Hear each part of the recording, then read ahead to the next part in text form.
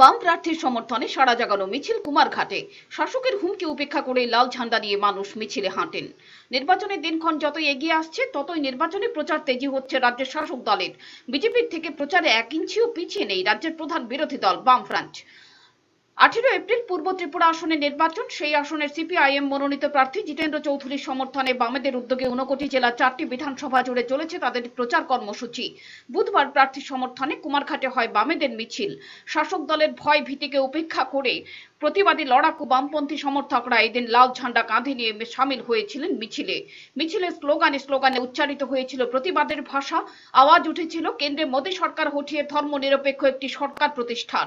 মিছিলের আগে ছিলেন দলের মহকুমা সম্পাদক স্বপন কুমার বৈষ্ণব, প্রাক্তন বিধায়ক বিজয় রায়, সমীরণ মালাকার, টুনু মালাকার এবং অন্যান্যরা।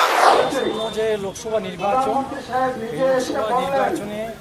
আমাদের পূর্ব ত্রিপুরা আসনে বামফ্রন্টের তথা সিপিআইএম কংগ্রেস জিতেন্দ্র চৌধুরীর সমর্থন আমরা কুমারঘাট শহরে প্রচার মিছিল আমরা সংগঠিত করেছি। যে মিছিলটা বের করেছি আমরা দেখেছি এত ভয় ভীতির মধ্যে যেভাবে আমাদের মিছিলে এখানকার জাতি উপজাতির মানুষ অংশগ্রহণ করেছে এবং আমরা শহরের বিভিন্ন প্রান্তে যখন মিছিলটা নিয়ে গিয়েছি আমরা দেখেছি মানুষের মনের ভাষা।